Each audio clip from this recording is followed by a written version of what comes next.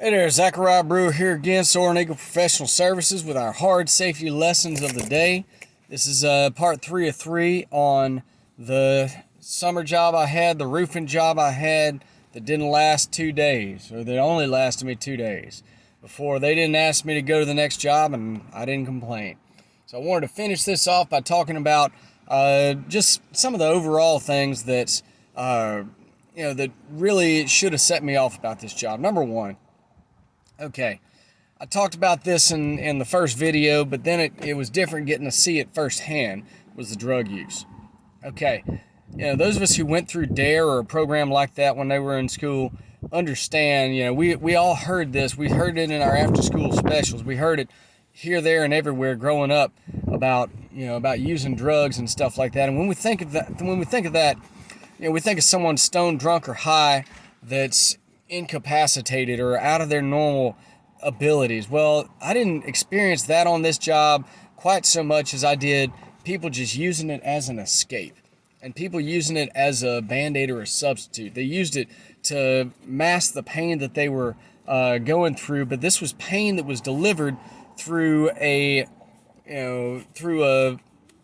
very important reason, I should say.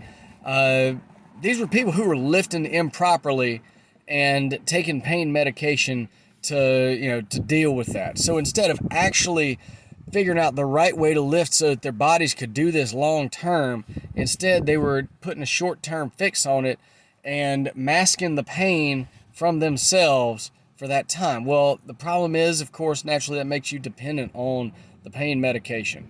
And a lot of people who are dealing with opioid addiction, it's the same issue. They're taking pain medication. They started taking it for relieving pain of a certain issue, and then they got addicted to it because they couldn't live without it. And then their body got physically, psychologically addicted to that substance. All right? So it should go without saying, but it didn't. Like I said, the foreman met most of his employees in rehab, aside from my buddy who got me the job, me, and the foreman's parole officer's son. I still almost said patrol. Anyway, so those were the things that we had to worry about, that I had to concern myself with, as I wasn't keeping up with these guys. I was getting sunburned, I was getting backaches, I was getting all this other stuff from lifting improperly. I wasn't lifting that bad, but I wasn't moving as fast as these other guys were, who were hurting themselves in the process. All right, another issue I encountered. Okay, OSHA says you're not supposed to run electrical cords, extension cords through a door or a window where they can get pinched. Now, there's an exception to that if in the construction industry, if you put something around it, if you shield it so that it's not going to be damaged. But I had the experience of, they told me go over there and pick up that electrical, that extension cord. Sure enough, exactly where I picked it up is where the break happened to be, and it shocked me. All right. That wasn't the only electrical incident I ever occurred. I'll talk about that in another video. But, that's a prime example.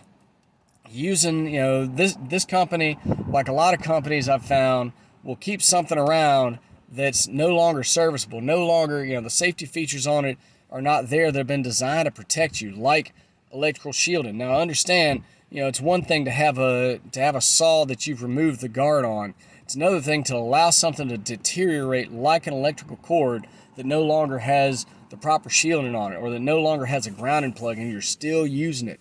All right, that ain't cool. Think about it. This is what you're getting into. This is what you're doing to yourself. You're setting yourself up for that problem. This job, along with a lot of other jobs, I understand that it's a construction job. You've got to use extension cords a lot of times. So, in general industry, you're not supposed to use extension cords in place of permanent wiring, but on a construction, job, not necessarily a site, but if you're doing construction on a regular general industry site, if you've got a construction job, then it's okay to be using, there's a little more grace for using extension cords, but you've still got to be cognizant of where they are. All right, I've worked with people that will just, throw the extension cord looped around and piled up in the middle of the walkway, when you can spend all day stepping over that, or you can just think about it, move it to the side, and their argument is, well, I know where it's at. You ought to know where it's at too. Well, I mean, that's a nice theory, but wouldn't it be make a lot more sense to just move it out of the way one time and not have to worry about it again? All right, and lastly, you got to think about the type of training, safety training, job training that you've got in any one of these opportunities that you have. In any one of these jobs that you take up, I'm going to say it like this. What you pay for in safety and in training is what you're going to get for the most part. I mean, yes, it's possible to overspend. Yes, it's possible to go overboard. And, everybody's got a safety budget, a training budget. You're only allowed so much, and it can't take up 100% of your profit. I get it.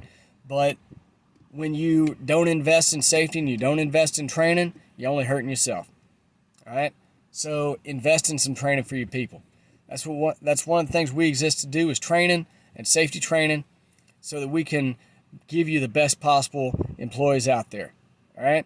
I don't care if you're a mom and pop business. I don't care if you're a small contractor. You people still need to be safe.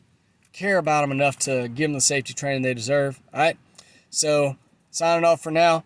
Upcoming, I do want to talk about the number one thing that a lot of people miss.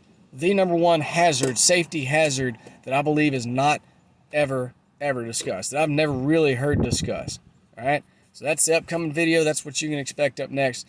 I'll be signing off. I'll be posting that video later on this week. So appreciate y'all taking the opportunity to watch this video and do everything else that's associated with watching videos on YouTube and other social media. Thank you very much.